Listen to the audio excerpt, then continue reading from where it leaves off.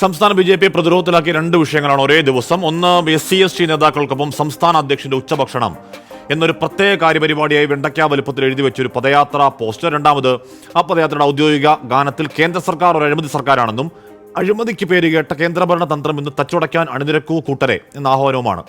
സംഭവവിവാദമായപ്പോൾ മാത്രം സംസ്ഥാന IT cell കൺവീനറോട് വിശദീകരണം തേടിയിട്ടുണ്ട് ബി.ജെ.പി. അതുകൊണ്ട് മാത്രമായോ? പ്രിയ പ്രേക്ഷകർക്ക് എൻകൗണ്ടറിലേക്ക് സ്വാഗതം.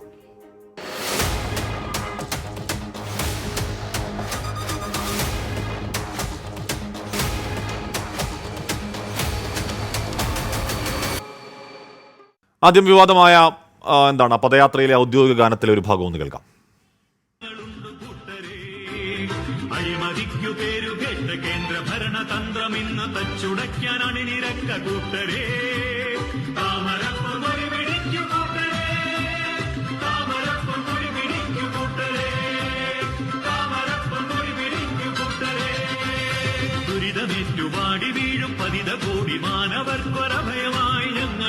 ശ്രീ കെ.പി. നൌഷാദിലെ ശ്രീ ഷാബു പ്രസാദ്, ശ്രീമതി ധന്യരാമൻ എന്നിവർ ചർച്ചയിൽ.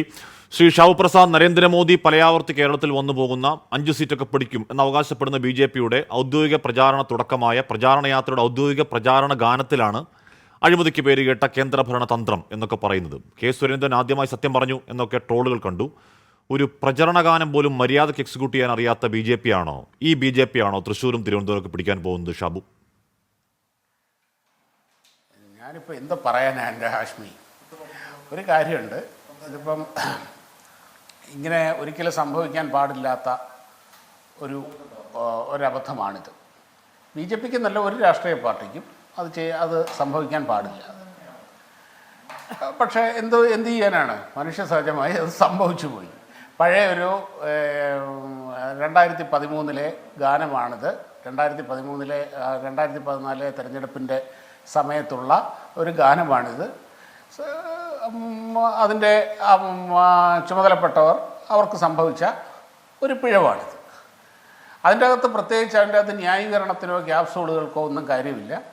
ഈ ട്രോളുകൾക്കും ഈ പരിഹാസങ്ങൾക്കും ഈ ചോദ്യങ്ങൾക്കും എല്ലാം അതിനെ ഫേസ് ചെയ്യാനും അത് ബി.ജെ.പി. സർവഥാ അതിനർഹരാണ്. ഇത് സംഭവിക്കാൻ പാടില്ലാത്ത കാര്യമാണ്. പക്ഷെ സാധാരണ ഇപ്പോൾ ബി.ജെ.പി. ചർച്ചയിലേക്ക് ആളെ വിടുന്നില്ല എന്ന് പറഞ്ഞു.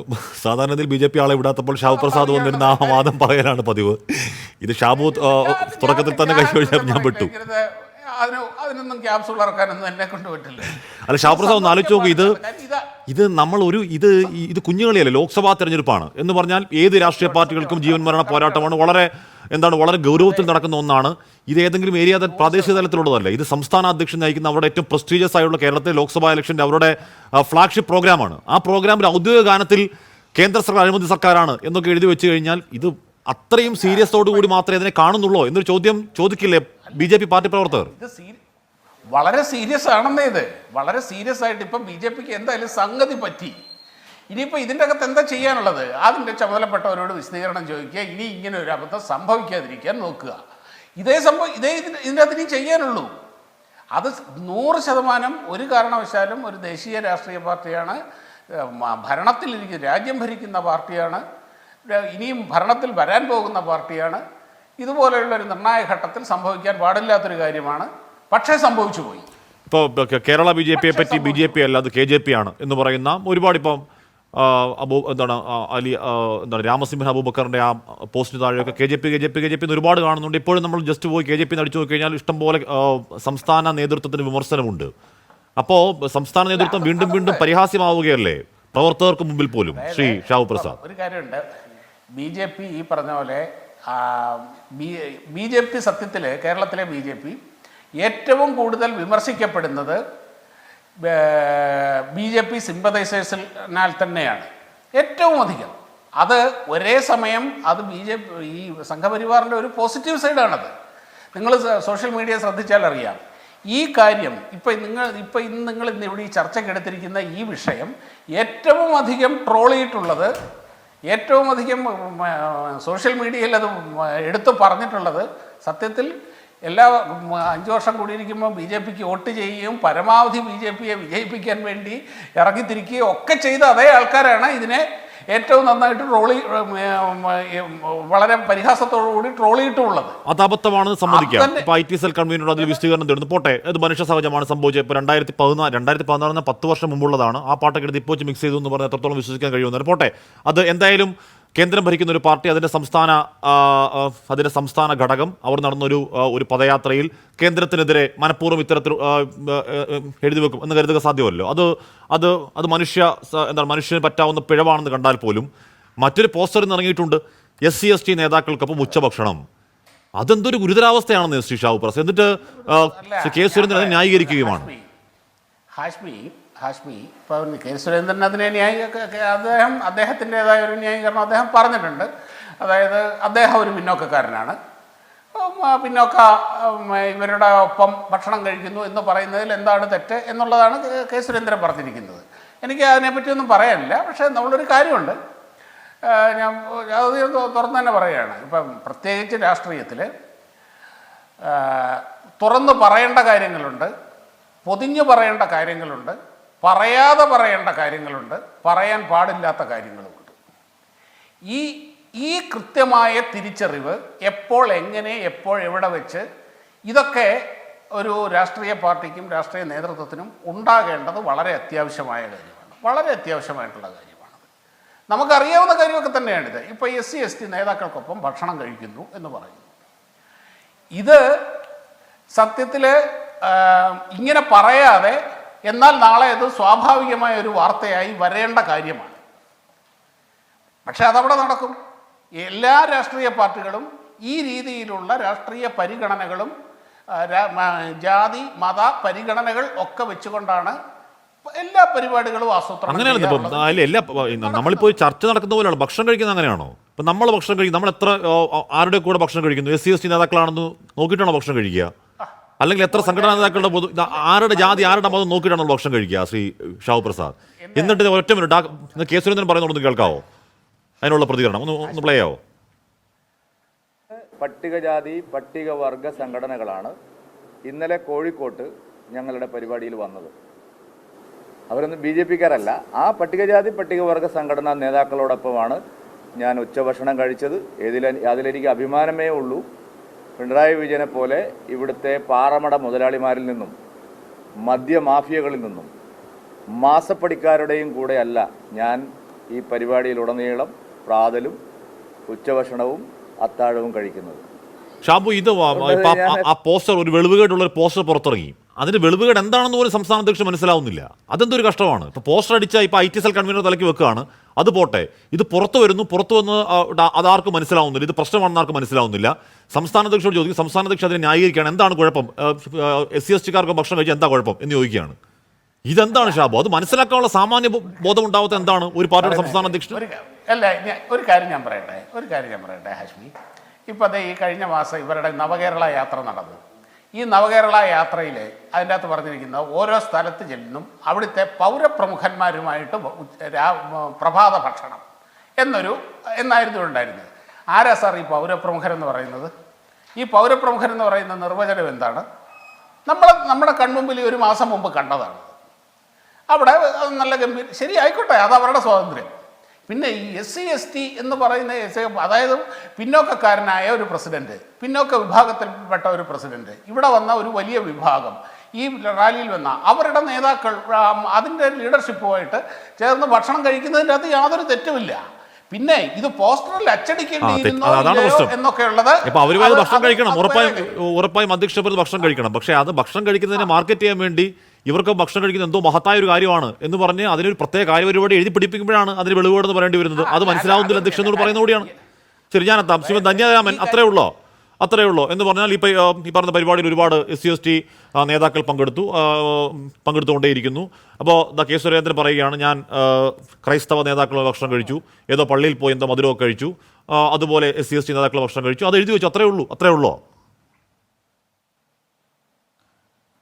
അതാണ് കെ സുരേന്ദ്രൻ്റെ പാർട്ടി പുലർത്തുന്ന അയിത്തബോധം എന്താണെന്ന് പോലും കെ സുരേന്ദ്രന് മനസ്സിലാവുന്നില്ല. SC/ST വിഭാഗം മാത്രമല്ല, അവിടെ ഒരുപാട് പല വിഭാഗത്തിലുള്ള ആൾക്കാരും അവിടെ ഉണ്ടായിരുന്നു. എന്തുകൊണ്ടാണ് അവർ ഒരു ആശാരിയുടെ കൂടെ ഊണ് കഴിച്ചു എന്ന് എഴുതുന്നില്ല, ഊണ് കഴിക്കുന്നു, ഒരു വിശ്വകർമ്മൻ്റെ കൂടെ എന്ന് എഴുതുന്നില്ല, ഒരു ഈഴവൻ്റെ കൂടെ എന്ന് എഴുതുന്നില്ല. SC/ST എന്ന് പറഞ്ഞാൽ കൃത്യമായിട്ടുള്ളൊരു അജണ്ടയാണ്. ആ അജണ്ട എന്താണ്? ഇവിടുത്തെ സവർണ പൊതുബോധത്തിന്, കേരളത്തിലെ സവർണ പൊതുബോധത്തിന് കെ സുരേന്ദ്രൻ മനസ്സിലാക്കി കൊടുക്കുകയാണ് SC/ST ഇപ്പോഴും താഴെ തന്നെയാണ്. കേരളത്തിൽ SC/ST ഇപ്പോഴും താഴെ തന്നെയാണ്. അതുകൊണ്ട് നിങ്ങൾ ഈ സവർണര് BJPയോടൊപ്പം ഉറച്ചു നിൽക്കണം എന്നുള്ള ആ ഒരു ധ്വനിയാണ് ഈ എഴുത്തിൽ. അത് കൃത്യമായിട്ട് വോട്ട് ബാങ്കിനെ ഏകോപിപ്പിക്കാനുള്ള ഒരു സവർണ തന്ത്രത്തിൻ്റെ ഭാഗമാണ്. ഞാൻ പറയട്ടെ, എന്താണ് പട്ടികജാതിക്കാരുടെ പേര് മാത്രം അയിത്തബോധത്തെ തിരിച്ചറിയാൻ കഴിയാത്തത് എന്തുകൊണ്ടാണ് സുരേന്ദ്രൻ? ഞങ്ങൾക്ക് ഉത്തരം വേണം.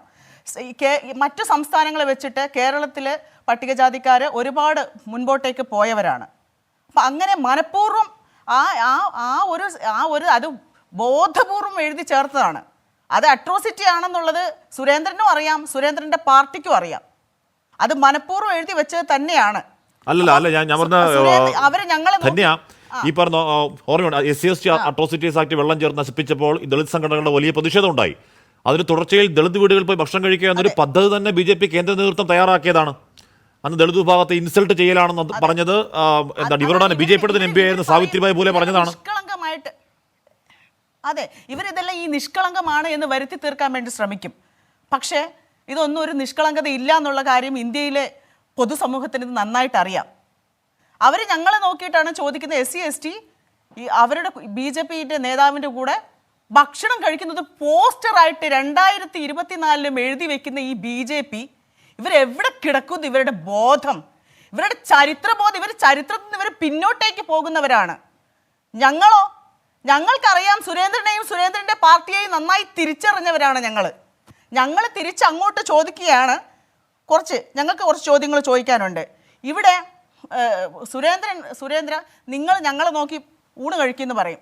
നിങ്ങൾ കൃത്യമായിട്ട് ജാതി നിയമങ്ങൾ പാലിക്കുന്നവരാണ്, നിങ്ങൾ റിസർവേഷനെ എതിർക്കുന്നവരാണ്, നിങ്ങൾ വർണ്ണാശ്രമ വ്യവസ്ഥയെ നിങ്ങൾ അംഗീകരിക്കുന്നവരാണ്, സാമ്പത്തിക സംവരണത്തെ നിങ്ങൾ അതിനെക്കുറിച്ച് വാചാലരാകുന്നവരാണ്, ജാതി കൊലകളെ നിങ്ങൾ അംഗീകരിക്കുന്നവരാണ്, ദളിതരെയും മുസ്ലിങ്ങളെയും നിങ്ങൾ അകറ്റി നിർത്തുന്നവരാണ്. കിട്ടിയാൽ അവരെ ജയ് ശ്രീറാം വിളിച്ചും വന്ദേ മാതരം പറഞ്ഞ് നിങ്ങൾ കൊല്ലും. ആ കൊലയെ എൻജോയ് ചെയ്യുന്നവരാണ് നിങ്ങൾ. എന്താണ് ഞങ്ങൾ തിരിച്ച് അത് ചോദിക്കാത്തത്? തന്നെ ഇപ്പൊ ഇത് ഈ സംഭവം വിഷയമായപ്പോൾ IT സെൽ കൺവീനറോട് വിശദീകരണം തേടിയിട്ടുണ്ട്. ഈ സംഭവം അവർ മിണ്ടാതിരുന്നില്ല. വിവാദമായി ഇപ്പോൾ മാത്രമാണ്, ഇത് വാർത്ത വന്നപ്പോൾ മാത്രമാണ്. ആദ്യഘട്ടത്തിൽ സുരേന്ദ്രൻ ന്യായീകരണം നടത്തിയെങ്കിലും അവർ IT സെൽ കൺവീനറോട് വിശദീകരണം ആരാഞ്ഞു തന്നെയാണ്. ഇവർ പറയുന്നത് എന്താണ്? SC/ST വിഭാഗം ഇവിടുത്തെ പൂർവ്വ ജന്മ പാപങ്ങൾ എന്നാണ്. ഇവർ BJP RSSകാർ ഞങ്ങളെ ഉപയോഗിക്കുന്ന വാക്ക് തന്നെ പൂർവ്വജന്മ പാപങ്ങൾ എന്നാണ്. ഇവരെവിടുന്നോ ഒരു സ്പെല്ലിംഗ് മിസ്റ്റേക്ക് ഇല്ലാതെ 4 സംസ്കൃത ശ്ലോകം പോലും ചൊല്ലാൻ അറിയാത്ത ആൾക്കാരാണ് അവരാണ് ഈ ആഢ്യത്വം കാണിക്കുന്നത്. അവർ ഇന്ന ആൾക്കാരുടെ കൂടെ അവർ കൂട്ടുകൂടും, ഇന്നിടത്തുനിന്നേ അവർ ഭക്ഷണം കഴിക്കുള്ളൂ, ഇന്നിടത്തുനിന്നേ ഭക്ഷണം കഴിക്കുള്ളൂ എന്നുള്ള ആ കൃത്യത അവർക്കുള്ളത് കൊണ്ടാണ് എന്നെങ്കിലും ഒരിക്കൽ അവർ SC/ST വിഭാഗത്തിൻ്റെ കൂടെ ആഹാരം കഴിക്കുമ്പോൾ അവർക്കൊരു പോസ്റ്ററായിട്ട് അത് അടിച്ചിറക്കേണ്ടി വരുന്നത് അല്ലേ? അവർ കൃത്യമായിട്ട് ജാതി നിയമങ്ങൾ പാലിക്കുന്ന BJP RSSും എന്തുകൊണ്ട് ഒരു SC/ST ഒരു ദിവസം ഒരു നേരം അവരുടെ കൂടെ ആഹാരം കഴിക്കുന്നുണ്ടെങ്കിൽ എന്തുകൊണ്ട് അവർക്കതൊരു പോസ്റ്ററായിട്ട് മാറ്റേണ്ടി വന്നു? അതിൻ്റെ ഉത്തരം അത് തന്നെയാണ്. അവർ സവർണതയെ പാലിക്കുന്നവരാണ്. അവരുടെ ഹിന്ദുത്വ അജണ്ട ഇവിടെ നടപ്പിലാക്കാൻ വരുന്നവരാണ്. അവരെ ഞങ്ങളെ ചലഞ്ച് ചെയ്യുകയാണ്, ഞങ്ങളെ വെല്ലുവിളിക്കുകയാണ്. നിങ്ങൾ ഇത്രയേ ഉള്ളൂ, ഞങ്ങൾ ഉണ്ണാൻ വിളിച്ചാൽ ഏത് ദളിത് നേതാവാണ്, ഏത് ആദിവാസി നേതാവാണ് അവരുടെ കൂടെ ഉണ്ണാൻ പോയതെന്ന് അറിഞ്ഞാൽ കൊള്ളാമെന്നുണ്ട്. എങ്കിൽ ഞാൻ പറയും, അവൻ്റെ ഒറിജിനൽ ജനിതകം അവനൊരിക്കലും പട്ടികജാതിക്കാരനായിരിക്കത്തില്ല, അവനൊരിക്കലും ഒരു ജനിതകം അവൻ്റെ ആദിവാസിയുടേതായിരിക്കത്തില്ല. ഒരു ദളിതനായി ജനിച്ചവർക്ക്, ഒരു ആദിവാസിയായി ജനിച്ചവർക്ക് ഒരു യഥാർത്ഥ ജനിതകത്വം അവരുടെ ഉള്ളിലുണ്ടെങ്കിൽ അവർക്കൊരിക്കലും ഒരു BJPക്കാരനോ RSSകാരനോ അംഗീകരിക്കാൻ പറ്റില്ല. എന്തുകൊണ്ട് പറ്റില്ല? അതാണ് നമ്മളിപ്പോൾ കണ്ടുകൊണ്ടിരിക്കുന്നത്. എന്തുകൊണ്ട് ഞങ്ങൾക്ക് ഇപ്പോഴും വീണ്ടും സുരേന്ദ്രനോട് ചാനലുകാർ പോയി ചോദിക്കുവാണ്, അപ്പോൾ എത്ര നിസ്സാരമായിട്ടാണ് അയാൾ അട്രോസിറ്റി അയാൾ കാണുന്നത്? ഇത് നോർമലി ഉള്ള കാര്യമല്ലേ? ഇത് നോർമലി ഒരു നോർമൽ തിങ് ആയിട്ടാണ് അദ്ദേഹം കാണുന്നത് അതിനെ. എങ്കിൽ പിന്നെ എന്തുകൊണ്ട് നിങ്ങളൊരു നായരുടെ കൂടെ കഴിക്കുമ്പോൾ, നിങ്ങളൊരു നമ്പൂതിരിയുടെ കൂടെ കഴിക്കുമ്പോൾ, നിങ്ങളൊരു ബ്രാഹ്മണൻ്റെ കൂടെ സുരേന്ദ്രൻ വിചാരിച്ച് കാണും, സുരേന്ദ്രൻ ഇങ്ങനെ ആഹാരം കഴിക്കുമ്പോൾ സുരേന്ദ്രൻ്റെ കമ്മ്യൂണിറ്റി എന്തായി? അവൻ വലിയ ബ്രാഹ്മണിക്കൽ സനാതനിയായി എന്ന് വിചാരിക്കുന്നുണ്ടാവും. ഏതോ കുഴികുത്തി വർഷം കൊടുത്ത ഒരു നേതാവ് നേരത്തെ പറഞ്ഞു കേട്ടായിരുന്നു കേട്ടോ. തന്നെ ഏതോ കാലത്ത് കുഴികുത്തി വർഷം കൊടുത്ത കൃഷ്ണകുമാർ. ഇതൊക്കെ ഇവര് ഇല്ല ആ രാഷ്ട്രീയ നിരീക്ഷകൻ അവിടെ ഇരുന്ന് ചിരിക്കും. അവർക്ക് അത് ഭയങ്കര പുച്ഛമായിട്ട് തോന്നുന്നുണ്ടാവും. ഞങ്ങൾ സംസാരിക്കും, ഓ SC ST എത്ര കണ്ടിരിക്കുന്നു, ഇവളൊക്കെ പറഞ്ഞ എത്ര പറയും, നീയൊക്കെ ഇവിടെ ഇരുന്ന് പറഞ്ഞിട്ട് പോവേ ഉള്ളൂ എന്നായിരിക്കും. പക്ഷേ നമുക്ക് നിങ്ങൾക്ക് തമ്മിൽ തിരിച്ചറിയാൻ പറ്റാത്ത കുറച്ച് കാര്യങ്ങളുണ്ട്. ഞങ്ങൾ ചരിത്രത്തിൽ നിന്ന് മുമ്പോട്ട് പോകുന്നവരും നിങ്ങൾ ചരിത്രത്തിൽ നിന്ന് പുറകോട്ട് പോകുന്നവരുമാണ്. കുറച്ച് ദിവസം മുന്നെയാണ് കൃഷ്ണകുമാറിന്റെ കാര്യം കൂടെ പറഞ്ഞോട്ടെ ഹാഷിം. കൃഷ്ണകുമാർ പറയാണ് കൃഷ്ണകുമാറിന്റെ വീട്ടിൽ കുഴി കുത്തി ആഹാരം കൊടുക്കുമായിരുന്നു എന്ന്. അവനത് പണ്ടത്തെ കാലത്തെ ആ ഐറ്റം അവൻ സപ്പോർട്ട് ചെയ്ത് സംസാരിക്കുകയാണ്. അവന്റെ മോൾ ഇപ്പൊ കെട്ടാൻ പോവുകയാണ്. യൂട്യൂബ് നിറയെ അവരുടെ സ്വിമ്മിംഗ് പൂളിലെ കുളി മാത്രമേ ഉള്ളൂ. അപ്പൊ ഞാൻ ചോദിക്കുകയാണ്, ആ പെണ്ണിനെ കെട്ടുന്ന പയ്യന് കുഴി കുത്തുന്ന യോഗ്യതയുണ്ടോ കൃഷ്ണകുമാറെ? കൃഷ്ണകുമാർ അതിന് ഒരു വീഡിയോ അതിനു വേണ്ടി ഇറക്കണം എന്ന് ഞാൻ കൃഷ്ണകുമാറിനോട് മോളോട് ഞാൻ പറയുക. പക്ഷേ സ്വിമ്മിംഗ് പൂളിൽ കുളിക്കുന്നൊക്കെ അവരുടെ വ്യക്തിപരമായ താല്പര്യമാണ്. പോട്ടെ, അത് അവരുടെ കാര്യം വിട്ടേക്കാം. അല്ല, പക്ഷെ അതിന് പകരമാണല്ലോ അത് പറയാൻ കാരണമുണ്ട്. ചൂലെടുത്ത് കടൽ തീരത്ത് രണ്ടുപേരും ഇരിക്കുമ്പോൾ ചൂലെടുത്ത് പോകാൻ പറ്റുന്നവർക്ക് സ്വിമ്മിംഗ് പൂളിൽ ബ്ലൗസ് ഇല്ലാതിരിക്കുമ്പോൾ അങ്ങോട്ടേക്ക് പോകാൻ മഹിളാ മോർച്ചയ്ക്ക് സാധിക്കുമോ? അവര് സദാചാരമാണല്ലോ ഇവിടെ. തുല്യത പറയുമ്പോൾ എല്ലായിടത്തും വേണം തുല്യത. സ്വിമ്മിംഗ് പൂളിൽ കുളിക്കുന്നിടത്തും വേണം, ബീച്ചിലും വേണം. ശരി, ഞാൻ എത്താൻ തന്നെയാണ്. KP നൗഷാദ് അലി, ഷാവപ്രസാദ് പറയുകയായിരുന്നു ഇതെല്ലാ രാഷ്ട്രീയ പാർട്ടികളും ചെയ്യുന്നതാണ് എന്ന് പറഞ്ഞാൽ പരിഗണിക്കേണ്ടവരെ പരിഗണിക്കേണ്ടതുപോലെ പരിഗണിക്കൽ. ഇപ്പോൾ തെരഞ്ഞെടുപ്പ് കാലമാണ്, അതായിപ്പോൾ ലോക്സഭാ സ്ഥാനാർത്ഥി പട്ടികയൊക്കെ പുറത്തേക്ക് വരാൻ പോവുകയാണ്. ഇതിൽ ജാതി മതമൊന്നും ഒരു പരിഗണന ആർക്കും ഇല്ല എന്നൊക്കെ പറഞ്ഞാൽ പച്ചക്കള്ളാണെന്ന് കേരളത്തിന് അറിയാം. പക്ഷേ ചില കാര്യങ്ങൾ പൊതിഞ്ഞു പറയേണ്ടതുണ്ട്, ചില കാര്യങ്ങൾ തെളിച്ചു പറയേണ്ടതുണ്ട്, ചില കാര്യങ്ങൾ പറയാതെ പറയേണ്ടതുണ്ട്. അങ്ങനെ വന്നൊരു സ്ട്രാറ്റജിക് മിസ്റ്റേക്ക് മാത്രമാണോ ആ പോസ്റ്റർ? പ്രചാരണ ഗാനത്തിലെ ആ പിഴവിനെ താങ്കൾ കാണുന്നത് എങ്ങനെയാണ് KP നൗഷാദ് അലി? ഇത് ഹഷ്മി BJPയുടെ ഈ നിലവിലൊരു സാംസ്കാരിക വംശീയ അധിനിവേശത്തിനുള്ള അവരുടെ ശ്രമങ്ങൾ അതറിയാതെ പുറത്തു ചാടി എന്നുള്ളതാണ് ഞാനിതിനെക്കുറിച്ച് മനസ്സിലാക്കുന്നത്. നമ്മളിത് ഇങ്ങനെ വളരെ സരസമായിട്ടോ ലാഘവബുദ്ധിയോടുകൂടിയോ ചർച്ച ചെയ്ത് പോകേണ്ട ഒന്നല്ല. ഞാൻ ഹഷ്മിയോട് 2 ഉദാഹരണം മാത്രം പറയാം. കാരണം ഈ മനുസ്മൃതിയുടെ 3-ാമത്തെ ചാപ്റ്ററിലെ 24-ാമത്തെ ശ്ലോകത്തിൽ വിവാഹങ്ങളെ കുറിച്ച് പറയുന്നുണ്ട്. അതിൽ ക്ഷത്രിയന് താഴ്ന്ന ജാതിയിൽപ്പെട്ട പെൺകുട്ടികളെ ബലം പ്രയോഗിച്ച് കടത്തിക്കൊണ്ടുവരാനും വിവാഹം ചെയ്യാനും അല്ലെങ്കിൽ ഇംഗിതത്തിന് വിധേയമാക്കാനൊക്കെയുള്ള സ്വാതന്ത്ര്യത്തെപ്പറ്റി പ്രതിപാദിക്കുന്നുണ്ട്. അതിനകത്ത് പ്രതിഷേധിക്കുന്ന പെൺകുട്ടിയോട് ക്രൂരമായി പെരുമാറാനുള്ള അവകാശം ക്ഷത്രിയന് വകവെച്ചു കൊടുക്കുന്നുണ്ട്. ഇവിടെ അത്തരത്തിലുള്ള വകവെച്ചു കൊടുക്കലിന്റെ ഭാഗമാണ് വാൽമീകി പെൺകുട്ടിയെ തട്ടിക്കൊണ്ടുപോയ ക്ഷത്രിയ യുവാക്കളൊക്കെ സംരക്ഷിക്കപ്പെട്ടതുമായ ഇരക്ക് നീതി നിഷേധിക്കപ്പെട്ടതുമായ ഹത്രാസിലെ സംഭവമൊക്കെ നമ്മോട് വിളിച്ചോതുന്നത്. അവിടെ ആ പെൺകുട്ടിയുടെ നാവടക്കം പിഴുതുമാറ്റുകയുണ്ടായി. ഇതൊക്കെ പഴയ മനുസ്മൃതിയോട് താതാത്മ്യം പ്രാപിക്കുന്ന ക്രിയകളും അവർക്ക് കിട്ടിയ ഭരണകൂട സംരക്ഷണം അതിനെ ശരിവെക്കുന്ന ചില ചുവടുകളുമാണ്. സമാനമാണ് ഈ ഗോവധം എന്നുള്ളത്. മനുസ്മൃതി പ്രകാരം ഒരു ക്ഷത്രിയനെ വധിക്കുന്നതിനേക്കാൾ ക്രൂരമായ ശിക്ഷ നിറഞ്ഞ ഒന്നാണ്. ഇവിടെ ഗോ സംരക്ഷകരുടെ പേരിൽ ഗോവിന്റെ കൂടെ കാണപ്പെടുന്ന മുസ്ലിങ്ങളെ പോലും ദളിതനെ പോലും തല്ലിക്കൊല്ലുന്ന വിധത്തിലേക്ക് ഈ രാജ്യം മാറുകയും അതിനൊന്നും യാതൊരു തരത്തിലുള്ള ശിക്ഷയില്ലാതാവുകയൊക്കെ ചെയ്യുമ്പോൾ ഇവിടെ അനൌദ്യോഗികമായിട്ട് തങ്ങളുടെ പഴയൊരു ഇംഗിതത്തിലേക്ക് രാജ്യത്തെ കൊണ്ടുപോകാനുള്ള BJPയുടെ ശ്രമങ്ങൾ ഇവിടെയുണ്ട്. ഇവിടെ നാഷണൽ ക്രൈം റെക്കോർഡ്സ് ബ്യൂറോയുടെ കണക്ക് പ്രകാരം 2013 ശേഷം 46% ദളിത് അട്രോസിറ്റികൾ ഇവിടെ വർദ്ധിച്ചിട്ടുണ്ട്. 48% ആദിവാസികൾക്ക് ഷെഡ്യൂൾഡ് ട്രൈബിന് നേരെയുള്ള ആക്രമണങ്ങൾ ഇവിടെ വർദ്ധിച്ചിട്ടുണ്ട്. അത്തരത്തിൽ വലിയ തോതിലുള്ളൊരു പ്രതിസന്ധി ഈ സാംസ്കാരിക അധിനിവേശത്തിന്റെ ഭാഗമായിട്ട് നമ്മുടെ രാജ്യം നേരിടുന്നുണ്ട് എന്നുള്ളതൊരു യാഥാർത്ഥ്യമാണ്.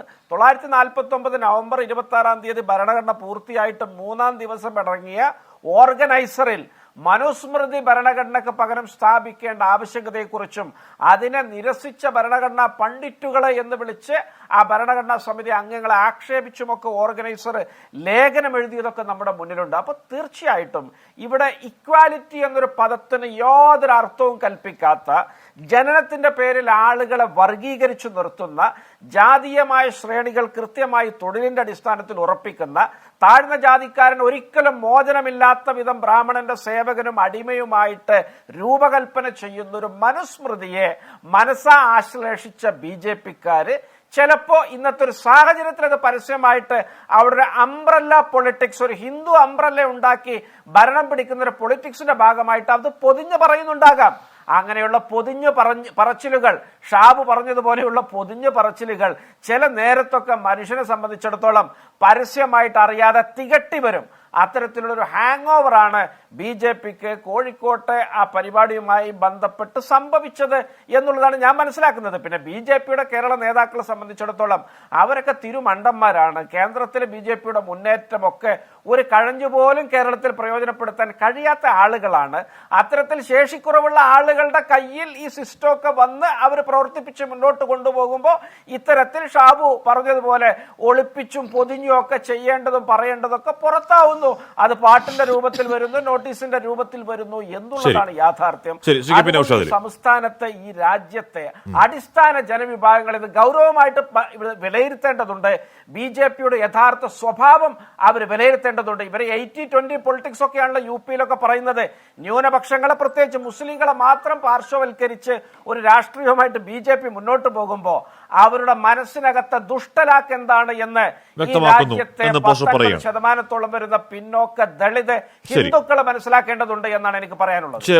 ശിവപ്രസാദ്, അന്ന് 2018 ഈ പറഞ്ഞ ദളിത് ഔട്ട്റീച്ചുമായി ഇറങ്ങി. അന്ന് എനിക്ക് ആ സമയത്താണ് അമിത്ഷാ കേരളത്തിൽ വരികയും അന്ന് ചെങ്കൽച്ചൂളയിൽ ഒരു ബൂത്ത് പ്രസിഡന്റ് വീട്ടിൽ ഭക്ഷണം കഴിക്കുകയും അദ്ദേഹത്തിന്റെ എക്സാൻഡിൽ വലിയ കാര്യമായി ആ ഫോട്ടോ ഇടുകയും ചെയ്ത ആ കാലയളവിലാണ്. അന്ന് ദളിത് വിഭാഗത്തെ അധിക്ഷേപിക്കുന്ന പരിപാടിയാണെന്ന് അന്ന് പറഞ്ഞത് ബഹ്റൈച്ചിലെ BJP MP എന്ന സാവിത്രിബായി ഭൂലെയാണ്. അന്ന് അവർ പറയുന്നുണ്ട്, ഈ MPമാർ ദളിത് വീടുകളിൽ പാചകം ചെയ്യുന്ന ഭക്ഷണം കഴിക്കില്ല, അവർ ദളിത് വീടുകളിലെ പാത്രങ്ങൾ ഉപയോഗിക്കില്ല, ദളിത് വീടുകളിൽ നിന്ന് വെള്ളം കുടിക്കില്ല, ദളിത് അല്ലാത്തവർ ഉണ്ടാക്കിയ ഭക്ഷണം പുറത്തുനിന്ന് കൊണ്ടുവന്ന് കഴിച്ചു എന്ന് കാട്ടി ഫോട്ടോ ഓപ്ഷന് വേണ്ടിയാണെന്ന് പറഞ്ഞത് ഒരു BJP MP ആണ്. അപ്പോൾ അതിന്റെ തുടർച്ചയാണ് ഈ പോസ്റ്റർ എന്ന് സംശയിച്ച കുറ്റം പറയാൻ പറ്റുമോ ഷാവപ്രസാദ്? ഹാഷ്മി, ഇനി ഞാൻ 1-2 ഡേറ്റ നിങ്ങളുടെ അടുത്ത് ഇവിടെ പറയാം. ഈ ഭാരതത്തിൽ ഏറ്റവും അധികം പിന്നോക്ക വിഭാഗങ്ങളിൽ നിന്നുള്ള SC ST ദളിത് വിഭാഗങ്ങളിൽ നിന്നുള്ള ജനപ്രതിനിധികളുള്ള ഏറ്റവും കൂടുതൽ ജനപ്രതിനിധികളുള്ള, ഞാൻ ഡേറ്റയാണ് യാഥാർത്ഥ്യമാണ് പറയുന്നത്, ഉള്ള പാർട്ടി BJP ആണ്. പിന്നെ വേറൊന്നുകൂടി അവിടെ എടുത്തു പറയണം. ഏതൊക്കെ രാഷ്ട്രീയ പാർട്ടികൾ റിസർവേഷൻ സീറ്റുകളിലല്ലാതെ, റിസർവേഷൻ സീറ്റുകളിൽ നിർബന്ധമായും നിർത്തേണ്ടതല്ലാതെ SC ST ഈ വിഭാഗത്തിലുള്ള പിന്നോക്ക വിഭാഗത്തിലുള്ള സ്ഥാനാർത്ഥികളെ നിർത്തുന്നുണ്ട്, അവിടെ നിന്ന് MPമാരെ ഉണ്ടാക്കുന്നുണ്ട്. അതും BJP ചെയ്യുന്നുണ്ട്.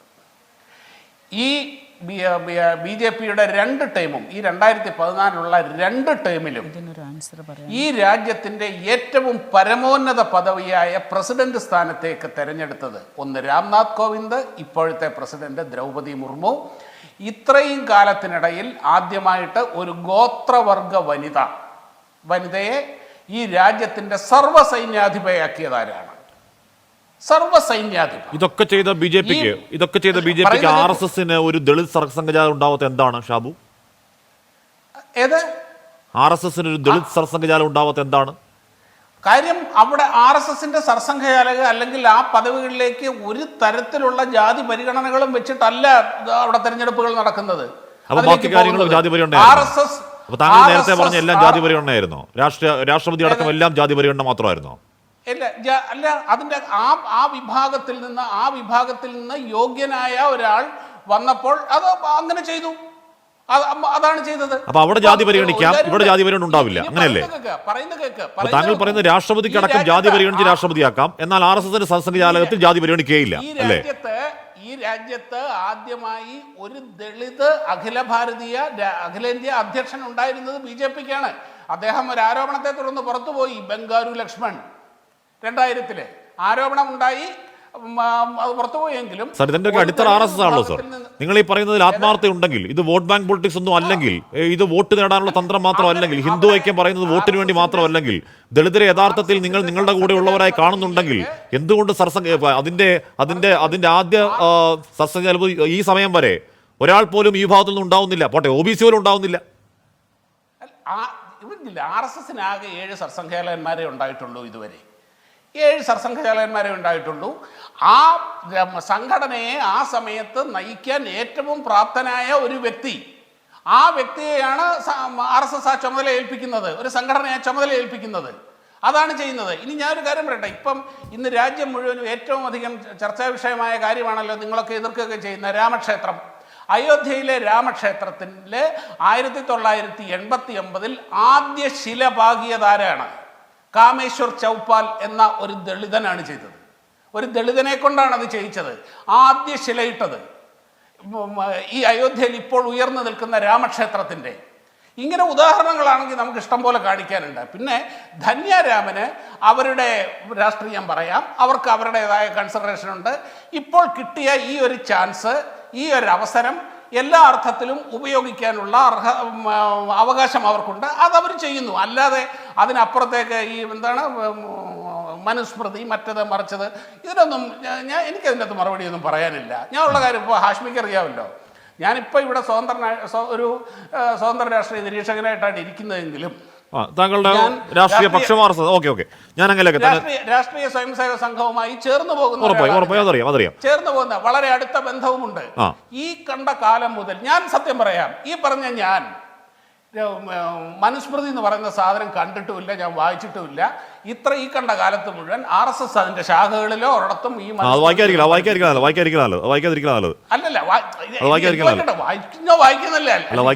ഈ ആരോപണങ്ങൾക്കുള്ള ഒരു മറുപടിയാണ് ഞാൻ ഈ പറയുന്നത്. അതിന് മനുസ്മൃതി എന്ന ഗ്രന്ഥത്തിന് നമ്മുടെ ഈ ഭാരതത്തിന്റെ ചരിത്രത്തിലെ ചരിത്രപരമായ ഒരു പ്രാധാന്യം അതിനുണ്ട്. അതങ്ങനെ നിൽക്കുന്നു. ഇപ്പൊ എട്ടാം നൂറ്റാണ്ടിലുണ്ടായ വിശുദ്ധ ഖുറാന്, അതിൻ്റെ അകത്ത് ഈ കാലഘട്ടത്തിൽ ആക്സെപ്റ്റ് ചെയ്യാൻ പറ്റുന്നതും ചെയ്യാൻ പറ്റാത്തതുമായ കാര്യങ്ങളുണ്ട്. അങ്ങനെ ചരിത്രത്തിൽ ഓരോ ഘട്ടത്തിലുണ്ടായ ഗ്രന്ഥങ്ങൾക്കും വീക്ഷണങ്ങൾക്കും ഈ ആധുനിക കാലത്ത് സ്വീകരിക്കാവുന്നതും തള്ളേണ്ടതും കൊള്ളേണ്ടതുമായ എല്ലാ കാര്യങ്ങളും എല്ലായിടും ഉണ്ടാകും. വിശുദ്ധ ഖുറാൻ ഭരണഘടനയാക്കണമെന്ന് ആരും പറഞ്ഞിട്ടില്ല. വിശുദ്ധ ഖുറാൻ ഭരണഘടനയാക്കണമെന്ന് ആരും പറഞ്ഞിട്ടില്ല. പക്ഷെ മനുസ്മൃതി ഭരണഘടനയാക്കണമെന്ന് ആര് പറഞ്ഞു എന്ന് പറയുകയാണ്. അതൊക്കെ ഇവരുടെ ഈ നിമിഷം വരെ RSS അങ്ങനെ ഒരു നിലപാടും ഇല്ല. ഇവരുടെ ഒരു ആത്മരതിക്ക് വേണ്ടി അതുകൊണ്ട് അവർക്ക് എന്തോ ഒരു സംതൃപ്തി കിട്ടുന്നുണ്ടായിക്കോട്ടെ. കാര്യം ഏതോ ഓർഗനൈസറിലൊക്കെ പറഞ്ഞു പോട്ടെ. തന്നെയായി ഞാൻ അന്നത്തെ ഔട്ട്റീച്ചിന്റെ കാര്യം പറഞ്ഞപ്പോൾ ഞാൻ ഓർത്താണ്, ബി ജെ പി മന്ത്രിയായിരുന്ന UP നാരായൺ റാണെ ഒരു ദളിത് കുടുംബത്തിലേക്ക് ഭക്ഷണം കഴിക്കാൻ വേണ്ടി പോകുന്നു. വിഭവസമൃദ്ധമായ ഭക്ഷണം എന്ന് പറഞ്ഞാൽ പാലക് പനീർ, ചോലെ, ദാൽ മക്കാനി, പുലാവ്, തണ്ടൂരി റൊട്ടി, ഗുലാബ് ജാമുൻ അടക്കം ആ വീട്ടുകാർ അന്നേ വരെ കാണാത്ത ഭക്ഷണമാണ്. ഭക്ഷണമൊക്കെ കഴിച്ച് മടങ്ങി ഗൃഹനാഥൻ പറയുന്നു ആ ഭക്ഷണം പാത്രമടക്കം മിനറൽ വാട്ടർ അടക്കം നാരായൺ റാണെ കൊണ്ടുവന്നതാണ്. ഞാൻ ആ ഔട്ട്റീച്ചിന്റെ കാര്യം ഓർത്തോ പറഞ്ഞു പൂർത്തിയായിക്കോളൂ. തന്നെയാണ്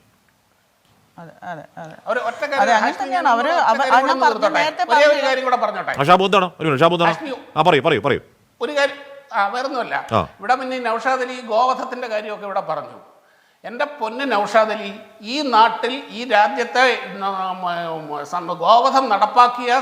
ഗോവധ നിരോധനം നടപ്പാക്കിയ സംസ്ഥാനങ്ങളിലെല്ലാം അത് ചെയ്തത് നിങ്ങളുടെ സർക്കാരുകളാണ്. അതിന് ശിക്ഷാവിധിയും അതിൻ്റെ ആ നിരോധനവും എല്ലാം കൊണ്ടുവന്നത് ഈ 2014 ശേഷം അല്ല സാർ, നിങ്ങളുടെ കോൺഗ്രസ് സർക്കാരുകളാണ് ഇത് മുഴുവൻ ചെയ്തത്. എല്ലാം ചെയ്തിട്ടുള്ളത് ഇവിടെ.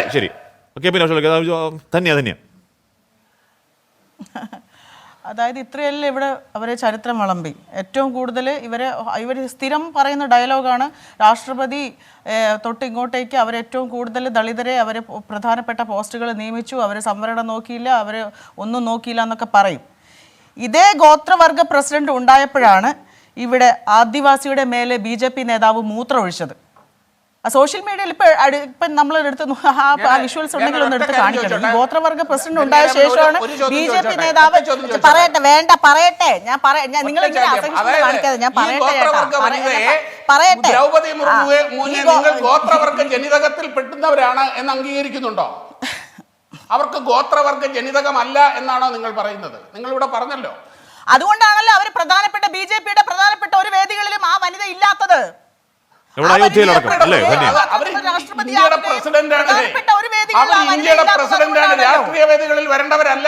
അയോധ്യ രാഷ്ട്രവേദിയായിരുന്നോ ഷാബു? രാമക്ഷേത്രത്തിന്റെ പ്രാണപ്രതിഷ്ഠ രാഷ്ട്രവേദിയായിരുന്നോ ഷാബു പ്രസാദ്? അല്ല, കാര്യം അങ്ങനെയുള്ള വേദികളിൽ വരേണ്ട വ്യക്തിയല്ല പ്രസിഡന്റ്. പ്രാണപ്രതിഷ്ഠ രാഷ്ട്രവേദിയായിരുന്നോ? പ്രാണപ്രതിഷ്ഠ രാഷ്ട്രവേദിയായിരുന്നോ? സ്വന്തം നിയമം പാർലമെന്റ് ഉദ്ഘാടനം രാഷ്ട്രവേദിയായിരുന്നോ? സർ, പാർലമെന്റ് ഉദ്ഘാടനം രാഷ്ട്രവേദിയായിരുന്നോ? പാർലമെന്റിൽ വരേണ്ട രണ്ട് സന്ദർഭങ്ങളാണ്. പാർലമെന്റ് ഉദ്ഘാടനം രാഷ്ട്രവേദിയായിരുന്നോ? പാർലമെന്റിൽ വരേണ്ട സന്ദർഭങ്ങളിൽ മാത്രമേ പ്രസിഡന്റ് വരാറുള്ളൂ. അതായത് രാജ്യത്തിന് പുതിയൊരു പാർലമെന്റ് വരുന്നു, അങ്ങോട്ടേക്ക് വരണ്ട രാഷ്ട്രപതി അല്ലേ? രാജ്യത്തിന് പുതിയൊരു പാർലമെന്റ് വരുന്നു, അങ്ങോട്ടേക്ക് രാഷ്ട്രപതി വരണ്ട. BJP അവരുടെ മാനിഫെസ്റ്റോയിൽ ഇന്നേ വരെ പറയുന്ന ഏറ്റവും വലിയ നേട്ടമായി എടുത്ത് ലോക്സഭയിലേക്ക് കരുതി വെച്ചിരുന്ന ഏറ്റവും തുറപ്പിട്ട് പ്രാണപ്രതിഷ്ഠ, അങ്ങോട്ടേക്ക് നിങ്ങൾ ആഘോഷിക്കുന്ന രാഷ്ട്രപതി വരണ്ട അല്ലേ? പങ്കെടുക്കേണ്ട നടത്തേണ്ട ചടങ്ങുകൾ ഏതാണ്, പ്രസിഡന്റ് പാർലമെന്റിൽ വരേണ്ട സന്ദർഭങ്ങൾ ഏതാണ്, ഇത് കൃത്യമായ ഈ രാജ്യത്ത് പ്രോട്ടോകോൾ ഉണ്ട്. അതനുസരിച്ച് തന്നെയാണ് ചെയ്യുക. ഒരു ഗോത്രവർഗ പ്രസിഡന്റ് ഇവിടെ ഉണ്ടായെങ്കിൽ എന്താണ് അതുകൊണ്ടുള്ള നേട്ടം എന്ന് പറയൂ.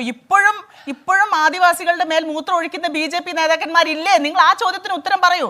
നിങ്ങൾ ഒരു കാര്യം കൂടെ പറയണം. ശബരിമലയിൽ അബ്രാഹ്മണ പൂജാരിമാരെ കൊണ്ടുവരണം. നിങ്ങൾ പറയും, അത് കേൾക്കട്ടെ ഞങ്ങൾ. അതൊക്കെ നിങ്ങളുടെ ഈ വായിന്ന് തന്നെ കേൾക്കാൻ ഞങ്ങൾക്ക് താല്പര്യമുണ്ട്. ചില പ്രത്യേക കാര്യങ്ങൾ മാത്രമല്ല. ഇവിടുത്തെ ബ്രാഹ്മണർ എന്ന് പറയുമ്പോഴേ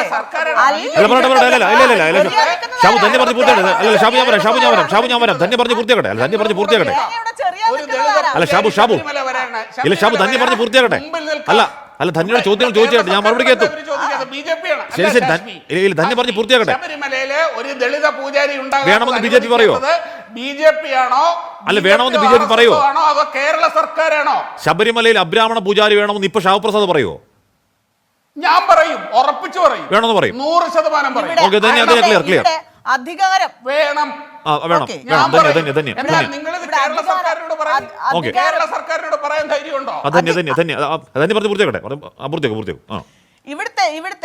ഇവിടുത്തെ ബ്രാഹ്മണരും സവർണരും വലിയ ഗംഭീരരായതുകൊണ്ട് ഒന്നല്ല ഇവിടെ അവർക്ക് ഇവരിങ്ങനെ കിടന്ന് SC ST എന്ന് പറഞ്ഞ് തരം താഴ്ത്തുന്നത്. അവർ കൃത്യമായിട്ട് ഭരണകൂടത്തിന്റെ പിന്തുണയാണ് അവരുടെ ദിവ്യത്വം, അല്ലെങ്കിൽ അവരുടെ ഈ അഡീഷണൽ ഫിറ്റിംഗ്സ് എന്ന് പറയുന്നത്, അവർക്ക് കിട്ടുന്ന പിന്തുണ എന്ന് പറയുന്നത് ഈ ഭരണകൂടങ്ങളാണ്. കാലാകാലങ്ങളായി ഇന്ത്യ ഭരിച്ചവർ സവർണരെ മാത്രം ഇവിടെ പ്രതിഷ്ഠിച്ചു.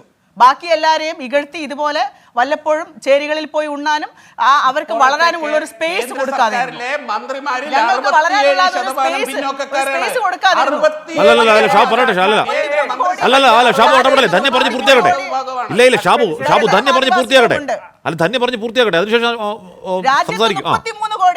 രാജ്യത്ത് 33 കോടി ദളിതരും ആദിവാസികളും ഉണ്ട്. ഈ പ്രസിഡന്റ് വന്ന ശേഷം നിങ്ങൾ ഏതെങ്കിലും ഒരു ചേരിയെങ്കിലും മനുഷ്യന് ജീവിക്കാൻ പറ്റുന്ന തരത്തിലാക്കി എടുത്തിട്ടുണ്ടോ? ഒരു ചേരിയെങ്കിലും മനുഷ്യന് ജീവിക്കാൻ, കുടിവെള്ളമുള്ള, കുഞ്ഞുങ്ങൾക്ക് സ്വതന്ത്രമായി സുരക്ഷിതമായി കിടന്നുറങ്ങാൻ പറ്റുന്ന രീതിയിലുള്ള ഏതെങ്കിലും ഒരു വൃത്തിയുള്ള ഒരു ചേരിയാക്കി നിങ്ങൾ, ഒരു വൃത്തിയുള്ള സ്പേസ് ആക്കി നിങ്ങൾ അതിനെ മാറ്റിയിട്ടുണ്ടോ? നിങ്ങൾ എന്താണ് ഈ ഭരണം കൊണ്ട് ഉദ്ദേശിക്കുന്നത്? നിങ്ങൾ പറയുന്നു നിങ്ങൾ എല്ലാവരെയും പ്രസിഡന്റ് ആക്കുന്നുണ്ട്, എല്ലാ ദളിതരും ഏറ്റവും കൂടുതൽ അവരെ ജനങ്ങളെ ഏറ്റവും കൂടുതൽ ഉയർത്തിക്കൊണ്ടുവരുന്നത് BJP ആണെന്ന് പറയുന്നു. ഇതുപോലെ ഒരു സൈഡിൽ ഒരു മൂത്രം ഒഴിക്കുക എന്ന ഒരു രീതിയുള്ള, അല്ലെങ്കിൽ അത് പാലിക്കുന്ന ഈ BJP അവർക്ക് നിങ്ങൾക്ക് എന്ത് സാമൂഹ്യ മാറ്റമാണ് ഇന്ത്യയിൽ കൊണ്ടുവരാൻ സാധിച്ചിട്ടുള്ളത്? ഒരു ചേരി പോലെ ഒരു മനുഷ്യന് ഉറങ്ങാൻ പറ്റുന്ന, അവർക്ക് സമാധാനത്തോടെ പുലർച്ചെ എണീക്കാൻ പറ്റുന്ന ഒരു തരത്തിലാക്കിയിട്ടാണോ ഇവർ ഈ സംസാരിക്കുന്നത്? എന്ത് സാമൂഹ്യ മാറ്റമാണ് ഈ രാജ്യത്ത് കൊണ്ടുവന്നിട്ടുള്ളത്? അത് ഞങ്ങൾക്ക് അറിയണമെന്നുണ്ട്. പ്രസംഗിക്കുമ്പോൾ കുറെ അങ്ങ് പറയും. ഇവിടുത്തെ ബ്രാഹ്മണരും ഇവിടുത്തെ സവർണരും ഭരണകൂടത്തിന്റെ പിന്തുണ കൊണ്ട് മാത്രം അവർ മേന്മയേറിയതാകുന്നു. ഞങ്ങൾക്ക് അതിനുള്ള സ്പേസ് കിട്ടിയിട്ടില്ല. ഞങ്ങൾക്ക് അതിനുള്ള സ്പേസ് കിട്ടിയാൽ യഥാർത്ഥ എന്തിനാ സുരേന്ദ്രൻ ഉണ്ണാൻ വരുന്നത്? എന്തിനാ?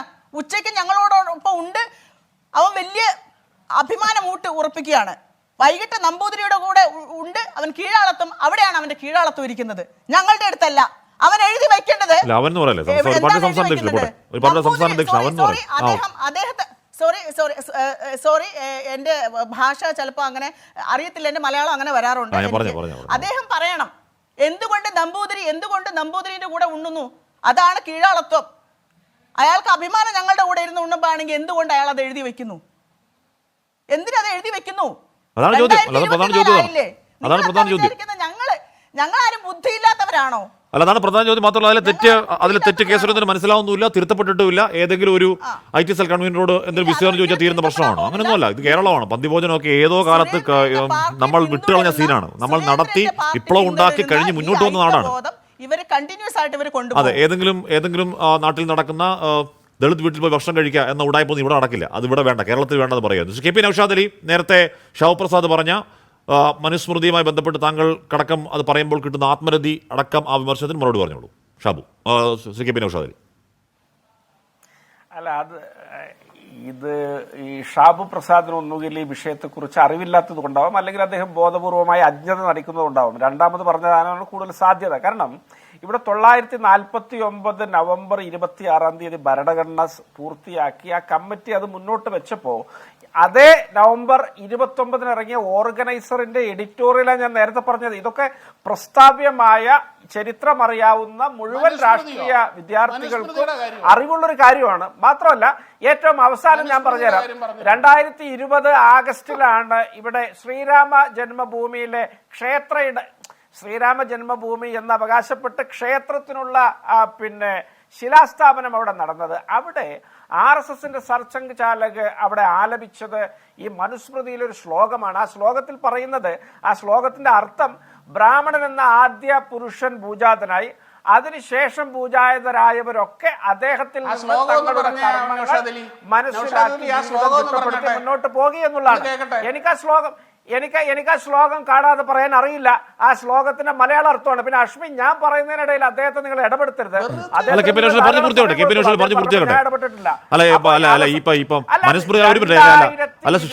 മനുസ്മൃതിയോട് RSSന് കൊടിയ വെറുപ്പാണെന്ന ഒരു തെറ്റിദ്ധാരണ അങ്ങേക്കുണ്ടെങ്കിൽ ജസ്റ്റ് ഓർഗനൈസർ എഡിറ്റോറിയൽ മനുസ്മൃതി ഒന്ന് ഗൂഗിളിൽ അടിച്ചു നോക്കിയാൽ മതി.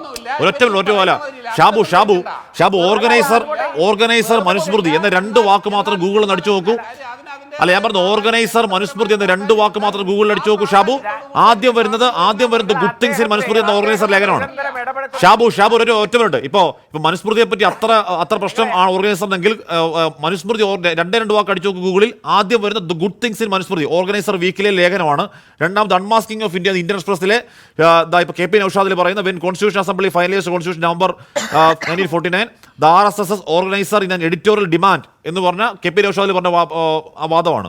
ദ ന്യൂ ഇന്ത്യൻ എക്സ്പ്രസിന്റെ പത്രവാർത്ത KP നൗഷാദിൽ പറഞ്ഞു പൂർത്തിയാക്കും.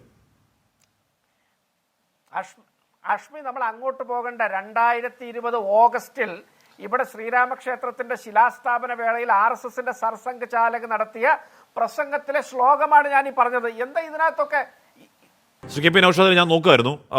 ഇവിടെ 1949 നവംബർ 30 ഓർഗനൈസർ ഇങ്ങനെ പറയുന്നുണ്ട്, Manu's laws were written long before Lycurgus of Sparta or Solon of Persia but our constitutional pundits that means nothing എന്ന് പറയുകയാണ്.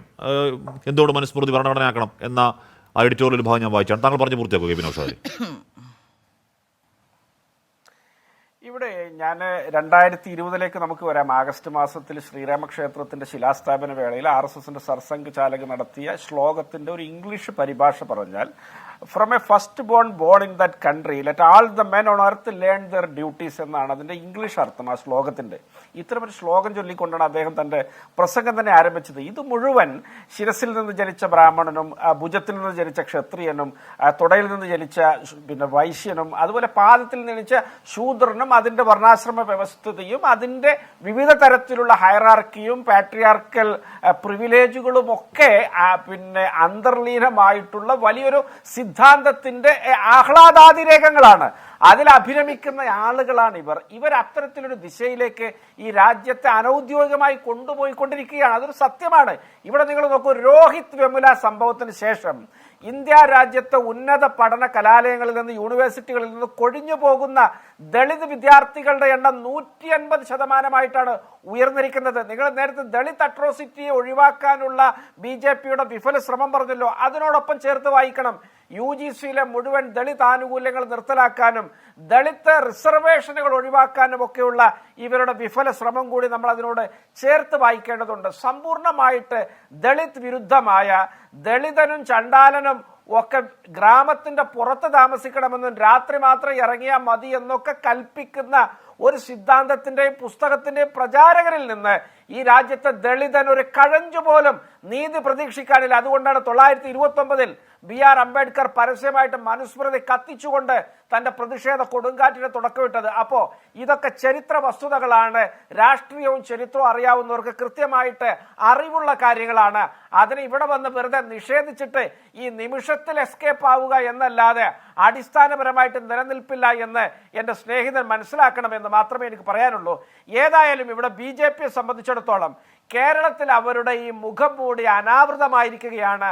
അടുത്ത ജന്മത്തിൽ ബ്രാഹ്മണനായി ജനിക്കണം എന്നൊക്കെ പരസ്യമായി പറയുന്ന സ്ഥാനാർത്ഥികൾ കുഴികുത്തി കഞ്ഞി കൊടുത്തതിൻ്റെ ഗൃഹാതുരത്വം അയവിറക്കുന്ന BJP നേതാക്കൾ ഇവരൊക്കെയാണ് കേരളത്തിൽ വിജയമുണ്ടാക്കാൻ വേണ്ടി ഇറങ്ങിത്തിരിച്ചിട്ടുള്ള ആളുകൾ. അവരോട് സമം ചേരുന്ന ഒരു നിലപാടാണ് BJPയുടെ നോട്ടീസിലൂടെ പുറത്തായിട്ടുള്ളത്. ഞാൻ കാര്യം പറയട്ടെ ഹാഷ്മി, ഇവിടെ സ്ത്രീകളെ ഒന്നടങ്കം ശൂദ്രരായി സങ്കല്പിക്കുന്ന ഒരു ഗ്രന്ഥം കൂടിയാണ് മനുസ്മൃതി എന്ന് പ്രത്യേകം പറയേണ്ടതുണ്ട്. ഒരുപക്ഷെ അതിന്റെ ഭാഗമായിട്ട് കൂടിയായിരിക്കണം നിങ്ങൾ നേരത്തെ പറഞ്ഞ പോലെ പാർലമെന്റിന്റെ ഉദ്ഘാടന ചടങ്ങ് തൊട്ട് പ്രാണപ്രതിഷ്ഠാ ചടങ്ങിൽ നിന്ന് വരെ ഈ രാജ്യത്തിന്റെ പ്രഥമ പൗരയായിട്ട് പോലും നമ്മുടെ രാഷ്ട്രപതിയെ മാറ്റി നിർത്തിയത് എന്ന് നമുക്ക് മനസ്സിലാക്കേണ്ടത്. ഇന്ത്യ രാജ്യത്തിന്റെ സുപ്രീം കോടതിയിലെ ഹൈക്കോടതികളിൽ എത്ര ദളിത് ജഡ്ജിമാരുണ്ട് എന്ന് നമുക്ക് കണക്കെടുക്കേണ്ടതുണ്ട്. ഈ രാജ്യത്തെ കേന്ദ്ര മന്ത്രിസഭയിൽ സംസ്ഥാന മന്ത്രിസഭകളിലൊക്കെ എത്ര Dalit ജഡ്ജിമാരുണ്ട്. IAS, IPS, IFS, IRS സ്ഥലങ്ങളിൽ ദളിതനുണ്ട് എന്ന് കുറച്ചുകൂടി വലിയ ചർച്ചയാണ്.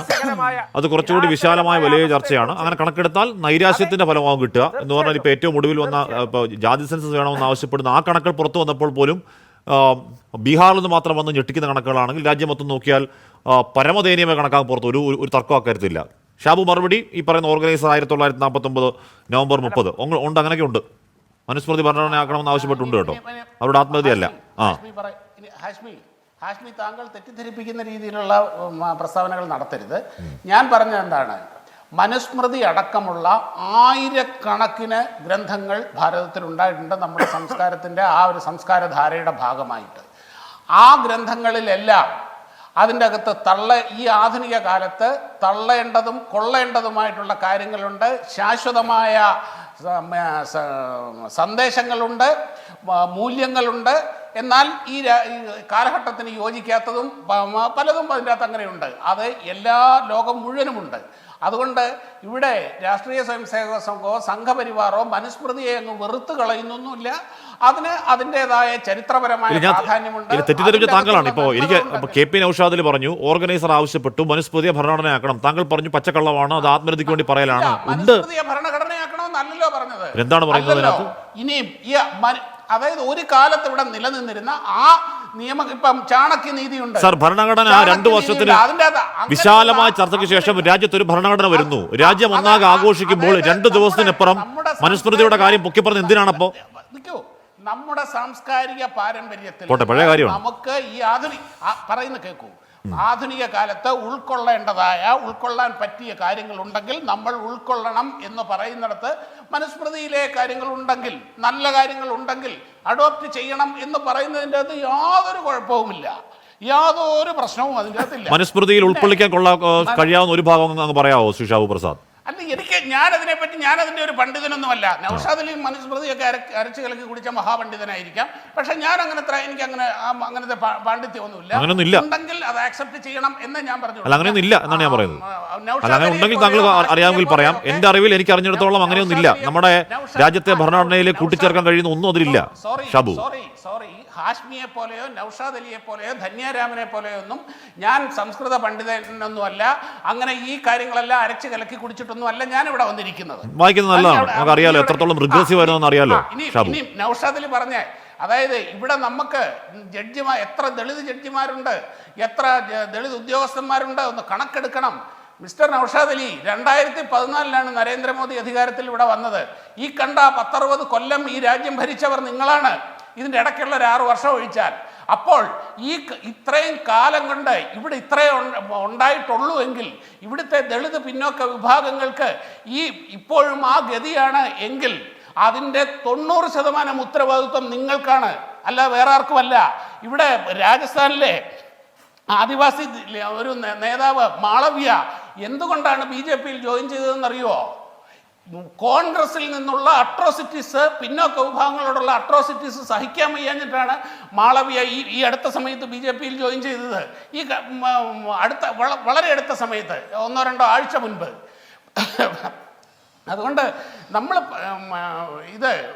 ഇങ്ങനത്തെ കാര്യങ്ങൾ പറയുമ്പോൾ ശരി, നിങ്ങൾക്ക് നിങ്ങളുടെ രാഷ്ട്രീയമുണ്ടാകും, നിങ്ങൾക്ക് നിങ്ങളുടെ രാഷ്ട്രീയ ലക്ഷ്യങ്ങളുണ്ടാകും. ഇപ്പോൾ ഒരു അവസരം വീണ് കിട്ടിയിരിക്കുന്നു, അത് ഉപയോഗിക്കാനുള്ള അവകാശവും നിങ്ങൾക്കുണ്ട്. പക്ഷേ അവിടെ പറയുമ്പോൾ അതിൻ്റെ അകത്ത് നമ്മൾ ചില യാഥാർത്ഥ്യങ്ങളിൽ നിന്ന് നമ്മൾ ഒളിച്ചോടാൻ പാടില്ല, യാഥാർത്ഥ്യങ്ങളോട് കലഹിക്കാൻ പാടില്ല. ഇതാണ് ഇവിടെ നടന്നത്. ഇപ്പം ഹാഷ്മി ഇവിടെ ചോദിച്ചു, ഓരോ RSS നേതാവുണ്ടോ എന്താണ് ഇവരെ പിന്തുണച്ചത് അല്ലെങ്കിൽ സർസംഘചാലക പദവിയിലേക്ക് വന്നത് എന്ന്. ഹാഷ്മിയുടെ അറിവിലേക്കായിട്ട് പറയാം, അയിത്തം പാപമല്ലെങ്കിൽ മറ്റൊന്നും പാപമല്ല എന്ന് പറഞ്ഞത് ഒരു RSSന്റെ തൃതീയ സർസംഘചാലകനായ ബാലാസാഹേബ് ദേവറസാണ്. ഇത്ര ശക്തമായ രീതിയിൽ അത് ചെയ്തിട്ടില്ല. അതുപോലെ ഈ കേരളത്തിൽ ആലുവയിൽ ഒരു തന്ത്രവിദ്യാപീഠമുണ്ട്. ഒരു ജാതി പരിഗണനകളുമില്ലാതെ അവിടെ പൂജയും തന്ത്രവും പഠിപ്പിക്കുന്നു. അവിടെ നിന്ന് പഠിച്ചിറങ്ങിയ യദുവാണ് ഇവിടെ കേരള സർക്കാർ കൊണ്ടു നടന്ന ആദ്യ ആദിവാസി പൂജാരി എന്ന് പറഞ്ഞത്. അതുപോലെ ഇവിടെ ധന്യരാമൻ ഇവിടെ നിന്ന് വിലപിച്ചല്ലോ, ശബരിമലയിൽ എന്തുകൊണ്ട് ദളിത് അല്ലെങ്കിൽ അബ്രാഹ്മണ പൂജാരിമാരെ നിയമിക്കുന്നില്ല? കേരളത്തിലെ RSS ആണോ അതിന്റെ ഉത്തരവാദിത്വം? കേരളത്തിലെ BJP ആണോ അതിന്റെ ഉത്തരവാദിത്വം? സംഘപരിവാറാണോ? ശബരിമല ക്ഷേത്രം ഭരിക്കുന്നത് കേരള സർക്കാരാണ്.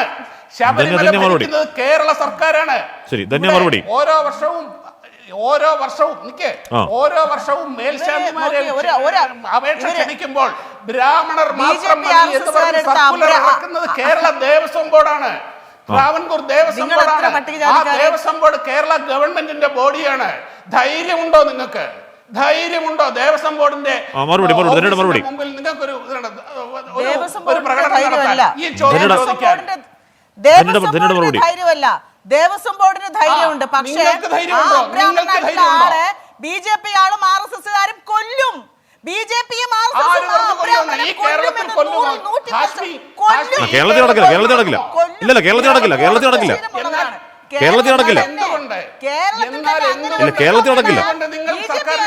കേരളത്തിൽ നടക്കുമെന്നാണ് ചോദിക്കുന്നത് ഷാബു.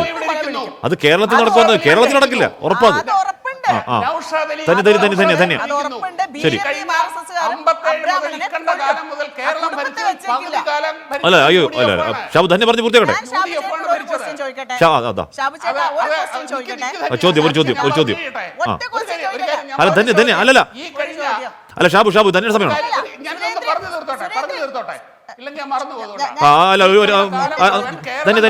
തന്നെ ഒരു ഒറ്റ നൗഷാദ് അലിയുടെ സർക്കാരാണ്, UDF ആണ് ഭരിച്ചത്. എന്തുകൊണ്ട് ശബരിമലയിൽ കേരളത്തിലെ ദേവസ്വം ബോർഡ് ക്ഷേത്രത്തിൽ അബ്രാഹ്മണ പൂജാരിമാരെ നിയമിക്കാൻ നിങ്ങൾ നിയമം കൊണ്ടുവന്നില്ല? ശരി, ചോദിക്കാം. ശരി, ധന്യ ഒന്ന് ചേട്ടൻ ഹാഷ്മി നേരത്തെ ചേട്ടൻ പറഞ്ഞത് ഇവിടെ യദുവിനെ അടക്കം ഇവിടെ പൂജ പഠിപ്പിച്ചു എന്നാണ്. ഈ പൂജാരിയാക്കാതെ പൂജ പഠിപ്പിച്ചിട്ട് എന്ത് കാര്യം? 19 പേരെ അവർ പൂജ പഠിപ്പിച്ചു. നിങ്ങൾ എവിടെയാണ് പൂജാരിയാക്കിയത്? ഞാൻ ഒരു ചോദ്യം കൂടി ചേട്ടനോട് ചോദിക്കാം. ചേട്ടൻ ന്യായീകരിക്കുന്നുണ്ടോ? ചേട്ടാ, എന്റെ ഒരു ചോദ്യമാണ്. ഊണ് കഴിച്ചു എന്ന് സുരേന്ദ്രൻ എഴുതിയത് അതിന് ചേട്ടൻ ന്യായീകരിക്കുന്നുണ്ടോ? അതിന് ചേട്ടൻ അംഗീകരിക്കുന്നുണ്ടോ? ഈ രണ്ട് ചോദ്യത്തിന് ഉത്തരം വേണം. അല്ല, പട്ടിക SC/ST നേതാക്കൾക്കൊപ്പം ഭക്ഷണം കഴിച്ചു ഊണ് എന്ന് പറയുന്നത് പോസ്റ്ററിൽ അടിച്ച് വിതരണം ചെയ്തതിന് ന്യായീകരിക്കുന്നുണ്ടോ ചോദിച്ചു. അതൊരു സ്ട്രാറ്റജിക് മിസ്റ്റേക്ക് തന്നെയാണ് എന്നാണ് എന്റെ അഭിപ്രായം. അങ്ങനെ എഴുതാൻ പാടില്ലായിരുന്നു എന്ന് തന്നെയാണ് എന്റെ അഭിപ്രായം. തെറ്റാണ്, അതിനെ അംഗീകരിക്കുന്നില്ല. സ്ട്രാറ്റജിക് മിസ്റ്റേക്ക്, തന്ത്രപരമായ പിഴവോ? അതെ, സ്ട്രാറ്റജിക് മിസ്റ്റേക്ക് ആണ്. അതാണ് തന്ത്രപരമായ പിഴവോ? ഇലക്ഷൻ കാലം എന്ന് പറയുന്നത് തന്ത്രങ്ങളും നയങ്ങളും എല്ലാം ഉള്ളതാണ്. അപ്പൊ SC/ST നേതാക്കൾക്ക് കാണുന്നതും അവരെ കൂടെ കൂട്ടുന്ന ഭക്ഷണം കഴിക്കുന്ന തന്ത്രമല്ലേ ഷാബു? എന്റെ ഹാഷ്മി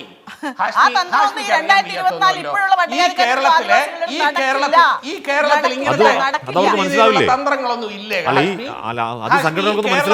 കേരളത്തിലെ രാഷ്ട്രീയം എന്ന് പറഞ്ഞാൽ ഇതുപോലെയുള്ള ഇപ്പോൾ ഇരുന്ന് വിളമ്പുന്ന ദളിത് സ്നേഹം ഷാബു, അതൊന്നാന്തരം തന്ത്രമാണെങ്കിൽ ക്രൈസ്തവരിലേക്ക് എത്താനുള്ള നീക്കമൊക്കെ തന്ത്രമാണെങ്കിൽ, എല്ലാം തന്ത്രമാണെങ്കിൽ തന്ത്രം മനസ്സിലാവില്ലേ കൂട്ടർക്ക്? SC/ST നേതാക്കൾക്കും ക്രൈസ്തവർക്കും നിങ്ങൾ ആരിലേക്കൊക്കെ തന്ത്രപൂർ ഇറങ്ങി നോക്കുന്നു അവർക്കൊക്കെ മനസ്സിലാവില്ലേ? നൗഷാദ് അലിയും ഹാഷ്മിയും ഈ പ്ലാറ്റ്ഫോമിൽ ഇരുന്ന് വിളമ്പുന്ന ദളിത് പ്രേമവും തന്ത്രം തന്നെയാണ്. അത് ആർക്കാ മനസ്സിലാവാത്തത്? എന്ത് പ്രേമം സാർ? ഇത് മനുഷ്യ സ്നേഹമാണ് സാർ. അത്ര തന്നെ സാർ, മനുഷ്യരായി പിറന്നവർ മനുഷ്യരായ മറ്റൊരാളെ കാണും. ഷാബു പ്രസാദ് കണ്ണടയുടെ പ്രശ്നമാണ്. അത് ഈ കണ്ണടയുടെ പ്രശ്നമാണ്. ഒരു മനുഷ്യനായി പിറന്നവൻ മനുഷ്യനെ മാത്രമേ മറ്റൊരാളെ കാണൂ. അയാളുടെ ജാതി മതവും നോക്കില്ല. അതുപോലും തന്ത്രമാണ് തോന്നുന്നു. കണ്ണടയുടെ പ്രശ്നമാണ്. അങ്ങനെ അയ്യോ അങ്ങനെയല്ല ഷാബു പ്രസ്, അങ്ങനെയല്ല. അങ്ങനെ അല്ലാത്തവരുമുണ്ട്. അങ്ങനെ അല്ലാത്തവരുണ്ടെന്ന് മനസ്സിലാക്കണമെങ്കിൽ കണ്ണട മാറ്റി വെച്ച് നോക്കണം. അങ്ങനെ അല്ലാത്ത ഇപ്പോ എന്താണ് ഇപ്പൊ ദളിത് സ്നേഹം പറയുന്നത്, അല്ലെങ്കിൽ മനുഷ്യരെ മനുഷ്യരായി കാണുന്ന തന്ത്രമാണ് തോന്നുകയാണെങ്കിൽ ആ തന്ത്രമല്ലാത്തവരുണ്ട്. അത് മനസ്സിലാക്കണമെങ്കിൽ കണ്ണട മാറ്റി വെച്ച് നോക്കണം. അതാണ് പ്രശ്നം. ഹാഷ്മി നിങ്ങളുടെ ഒന്നും അത്രയും കുരുട്ട് ബുദ്ധി ആ BJP IT സെല്ലിന്റെ മേധാവിക്ക് ഇല്ലാതെ പോയി എന്നുള്ളതാണ് ഇവിടുത്തെ പ്രശ്നം. അതാണ് പ്രശ്നം. അതാണ് തന്ത്രം. ഇവിടെ അവനവന്റെ പേര് സൂചിപ്പിക്കുന്ന ജാതിയെയും മതത്തിനെയും മാത്രമേ നമ്മൾ പ്രതിനിധീകരിച്ച് സംസാരിക്കാവൂ. അല്ലാതെ മാനുഷിക വിഷയങ്ങളിൽ മാനവിക വീക്ഷണത്തോടു കൂടി ഇടപെടാൻ പാടില്ല എന്നൊക്കെ ധരിച്ച് ഷാബു വശായതിന്റെ പ്രശ്നങ്ങളാണ് അദ്ദേഹം എന്നിലും നിങ്ങളിലും ഒക്കെ ആരോപിക്കുന്ന ഇത്തരം കാര്യങ്ങൾ. ഞാനത് വിടുകയാണ്. ഞാനൊരു കാര്യം പറയാണ്. ഏതായാലും BJPയെ സംബന്ധിച്ചിടത്തോളം അവർ കേരളത്തിൽ ഇത്തവണ ലോക്സഭാ തെരഞ്ഞെടുപ്പിൽ വലിയ മുന്നേറ്റം ഉണ്ടാക്കാൻ ഇറങ്ങിത്തിരിച്ചവരാണ്. പ്രധാനമന്ത്രി നരേന്ദ്രമോദിജി തന്നെ ആദ്യമായിട്ട് തെരഞ്ഞെടുപ്പ് പ്രചരണം തുടങ്ങിയത് കേരളത്തിൽ നിന്നാണ്. ചെറിയ ഇടവേളകൾക്കുള്ളിൽ അദ്ദേഹം തൃശ്ശൂരിൽ 2 തവണ വന്നുപോയി. ഇങ്ങനെ ഒരുപാട് പ്രത്യേകതകളും ഒരു ഇനീഷ്യൽ പുള്ളൊക്കെ അവർ കേരളത്തിൽ ഉണ്ടാക്കാൻ ശ്രമിച്ചിട്ടുണ്ട്. ഏതായാലും അതിൻ്റെ കൂമ്പ് എന്നേക്കുമായി അടയുന്ന ഒരു യാത്രയാണ് സുരേന്ദ്രൻ നടത്തുന്നത് എന്നുള്ളത് ഇതോടെ കേരളത്തിൽ മനസ്സിലായി. ഏതായാലും തൃശ്ശൂരിൽ എത്ര പട്ടികജാതി പട്ടികവർഗക്കാരായ സഹോദരന്മാർ BJPക്കാരായ ആളുകൾ ഇത്തവണ താമരക്ക് വോട്ട് ചെയ്യുമെന്ന് നമുക്ക് കണ്ടറിയേണ്ടിയിരിക്കുന്നു എന്ന് പറയാൻ ഞാൻ ആഗ്രഹിക്കുന്നു. അഭിമാന ബോധമുള്ള ഒരു മനുഷ്യനും തങ്ങളെ ജാതീയമായിട്ട് അപമാനിക്കുന്നവർക്ക് വോട്ട് കൊടുക്കുന്ന പ്രശ്നമില്ല. അല്ല, തീർച്ചയായിട്ടും അത് രാഷ്ട്രീയം തന്നെയാണ്. എന്ത് സംശയം? നിങ്ങൾ തെറ്റിദ്ധരിപ്പിച്ച് ഷാബു പറഞ്ഞപ്പോഴൊന്നും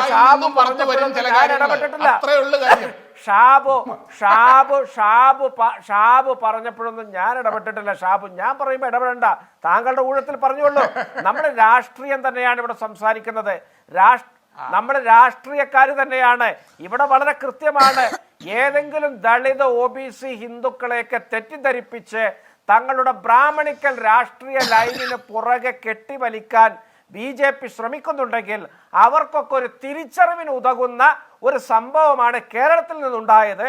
ഇത് ദേശീയ തലത്തിൽ തന്നെ വലിയ ചർച്ചയായിക്കൊണ്ടിരിക്കുകയാണ്.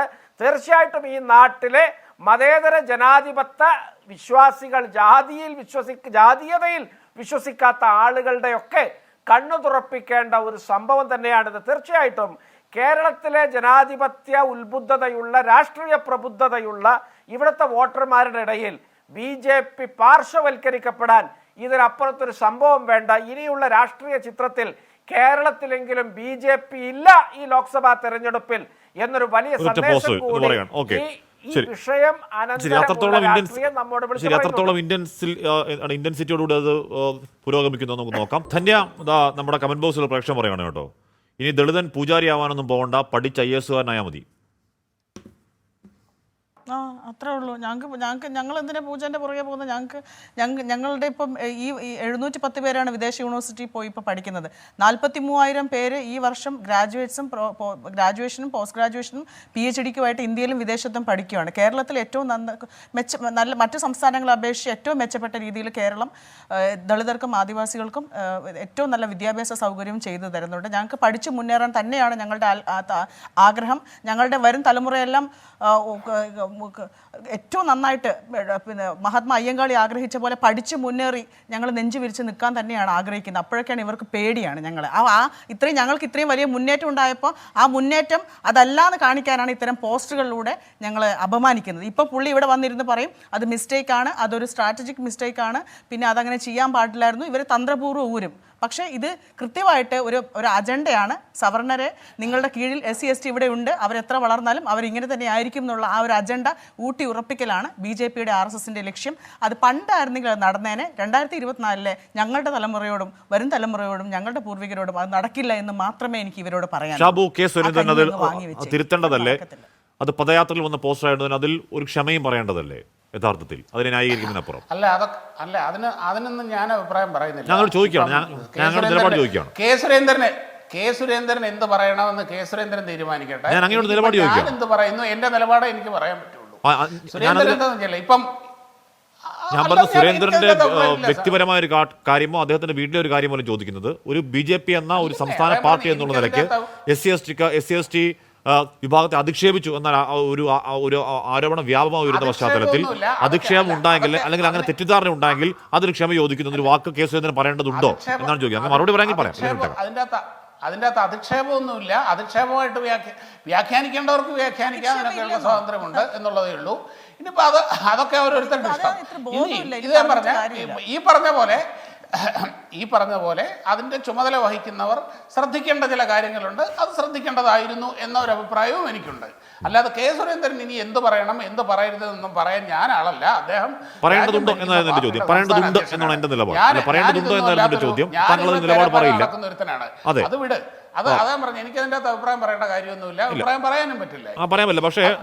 പക്ഷേ അത് ഏതെങ്കിലും തരത്തിൽ ഏതെങ്കിലും വിഭാഗത്തിന് വേദനയോ സങ്കടമോ ഉണ്ടാക്കിയെങ്കിൽ മാപ്പ് പറയണം എന്നാണ് എന്റെ നിലപാട്. അങ്ങനെ എനിക്ക് തോന്നുന്നില്ല അങ്ങനെ ഒരു വിഭാഗത്തിനും അങ്ങനെ വേദന സങ്കടമൊന്നും ഉണ്ടാക്കിയെന്ന്. അത് ഇവിടെ ഇരുന്ന ധന്യാരാമനും ഇവർക്ക് നൗഷാദ് അലിക്കും ഒക്കെ അത് കിട്ടിയ ഒരു അവസരമാക്കി അയ്യോ ഞങ്ങൾക്ക് വേദനിക്കുന്നു. ധന്യ മാത്രമല്ല, ഒരുപാട് ദളിത് സംഘടനകൾ പറഞ്ഞിട്ടുണ്ട്. അതിനപ്പുറം ധന്യ മാത്രമല്ല, ഒരു പിടി സംഘടനകൾ പറഞ്ഞിട്ടുണ്ട്. എന്റെ ബോധത്തെ ചോദ്യം ചെയ്യാൻ ശ്യാമപ്രസാദ് ആയിട്ടില്ല. എന്റെ ബോധത്തെ ചോദ്യം ചെയ്യാൻ ശ്യാമപ്രസാദ് ആയിട്ടില്ല. ഒന്ന് പറഞ്ഞ രണ്ടാമത്തേന് മൂന്നോ നാലോ സംസ്ഥാന നേതാക്കൾ പറഞ്ഞിട്ടുണ്ട്. ദളിതർ എന്ന് പറഞ്ഞ് ഇവരുണ്ടാക്കുന്ന ഒരു കോലാഹലമുണ്ടല്ലോ, അതുമായിട്ടൊക്കെ കമ്പയർ ചെയ്യുമ്പോൾ ഭക്ഷണം കഴിക്കുന്ന ഒരു SC/ST ഒന്ന് പറഞ്ഞ് രണ്ടാമത്തെ ഭക്ഷണം കഴിക്കുന്നുണ്ട്. സാർ, ഒന്ന് പറഞ്ഞിട്ടുണ്ട്. ഇവിടെ ഭക്ഷണം കഴിക്കുന്ന SC/ST നേതാക്കൾക്കൊപ്പം ഒന്ന് വെണ്ടക്കയിൽ എഴുതി വെച്ച പാർട്ടിക്കാരാ പറയുന്നത്. ഇവിടെ ഇരുന്ന് ഒന്ന് പറഞ്ഞ് രണ്ടല്ല, ബാക്കി വിഷയമൊക്കെ പോട്ടെ, ബാക്കി വിഷയം എല്ലാം പോട്ടെ. ഭക്ഷണം കഴിക്കുന്ന SC/ST നേതാക്കൾക്കൊപ്പം ഇന്ന് വെണ്ടക്കയിൽ പോസ്റ്റർ അടിച്ചു വെച്ച പാർട്ടിക്കാരാ പറയുന്നത്. അല്ലേ?